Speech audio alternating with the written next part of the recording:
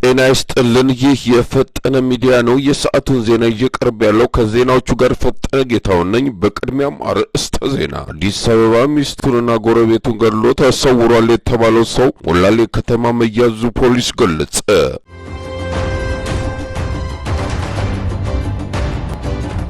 ካሜራ ባለሙያ ፊልሞን ለ190ኛ ቀናት የበላው ጅብ አልጮህም ማለት ተባለ።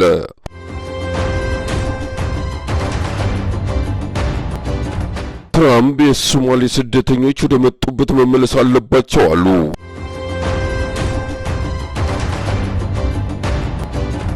ወደ ዝርዝር ዜናዎች እናመራለን።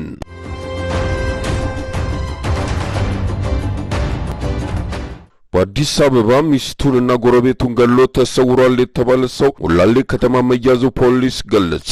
የዚህን ዝርዝር ዜና ቶማስ እንደሚከተለው ያቀርበዋል። በአዲስ አበባ ሚስቱና ጎረቤቱን ገድሎ ተሰውሯል የተባለ ሰው ሞላሌ ከተማ መያዙን ፖሊስ ገለጸ።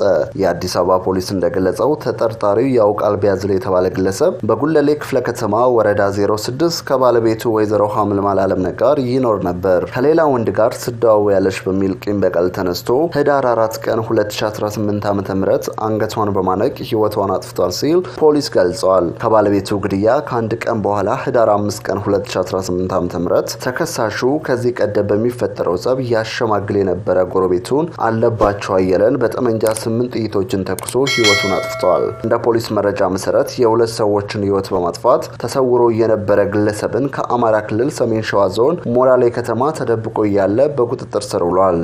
ፖሊስ የጎረቤቱን አስክሬን ከወንጀሉ ስፍራ ካነሳ በኋላ በአካባቢው በሰበሰበው መረጃ መሰረት የተዘጋውን የሟች ባለቤት መኖሪያ ቤት ሲከፍት የወይዘሮ ሐምልማል አስክሬንም ተገኝቷል። ፖሊስ ግድያ የተፈጸመበትን መሳሪያ ይዣለውም ብሏል።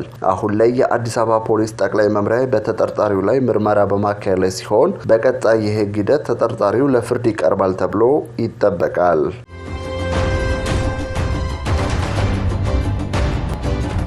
የካሜራ ባለሙያ ፊልሞን ለ190ኛ ቀን የበላው ጅብ አልጮህም ማለት ተባለ።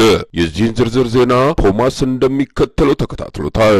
የካሜራ ባለሙያው ፊልሙን ለ109 ቀናት የበላው ጅብ አልጮህም። ፖሊስ የተሰወረበትን ዱካ አግኝቻለሁ ቢልም እስከ ዛሬዋ ቀን የተጨበጠ ነገር የለም። ባለቤቱና ህፃናት ልጆቹ ከፍተኛ ሀዘንና ችግር ውስጥ ይገኛሉ። እንባቸውን ማቆሚያ ያጥተዋል።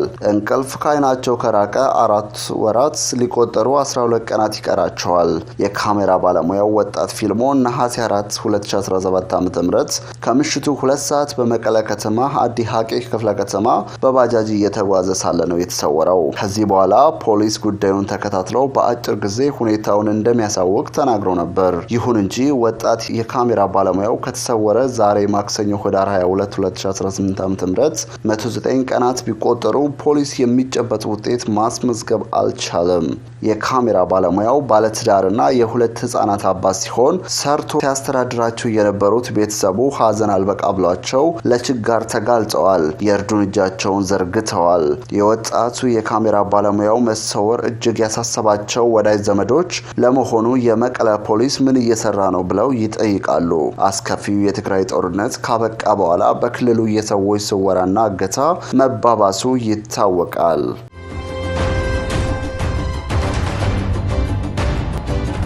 ትራምፕ የሶማሌ ስደተኞች ወደ መጡበት መመለስ አለባቸው አሉ። የአሜሪካው ፕሬዝዳንት ዶናልድ ትራምፕ የሶማሌ ስደተኞች በአሜሪካ እንደማይፈለጉ በግልጽ ለጋዜጠኞች ወደ መጡበት መመለስ አለባቸው አሉ። አክለውም ከአሜሪካ ከፍተኛ ወታደራዊ ድጋፍ የምትገኘውንና ለ10 ዓመታት በጦርነት ውስጥ የምትገኘው ሶማሊያን አገራቸውን ጥሩ ያልሆነ በምክንያት ነው ሲሉ ተናግረዋል። ዘገባው የቢቢሲ ነው።